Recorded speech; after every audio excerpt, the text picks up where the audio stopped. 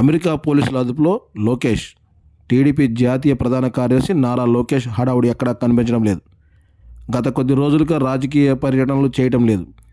అసలే ఇది ఎన్నికల సమయం కావడంతో రాజకీయంగా ఈ సమయంలో లోకేష్ అజ్ఞాతంలోకి వెళ్ళడం చర్చనీయాంశంగా మారింది.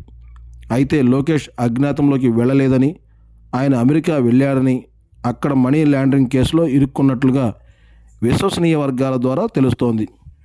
రాబోయే ఏపీ ఎన్నికలకు సంబంధించిన నిధులను సమకూర్చుకునే విషయం, నగదు లావాదేవీలు చేపట్టేందుకు లోకేష్ అమెరికా వెళ్ళారని, అక్కడ లీగల్ ఎన్ఫోర్స్మెంట్ టీంకు పట్టుబడ్డాడని అనే విషయం తెరపైకి వచ్చింది.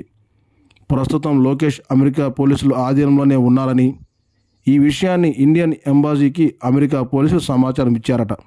అయితే లోకేష్ అమెరికా పోలీసులు అదుపులోకి తీసుకున్నారనే విషయం ఎక్కడా మీడియాలో బయటకు రాకుండా చంద్రబాబు ముందస్తు జాగ్రత్తలు తీసుకున్నారట. అంతేకాదు, ఎప్పటికప్పుడు అక్కడి పరిస్థితులను సమీక్షిస్తున్నారని, అమెరికాలోని అధికారులతోనూ ఈ విషయంపై మాట్లాడుతూ లోకేష్ను బయటకు తీసుకొచ్చేందుకు చంద్రబాబు అన్ని ప్రయత్నాలు చేస్తున్నట్లు విశ్వసనీయ వర్గాల ద్వారా తెలుస్తోంది.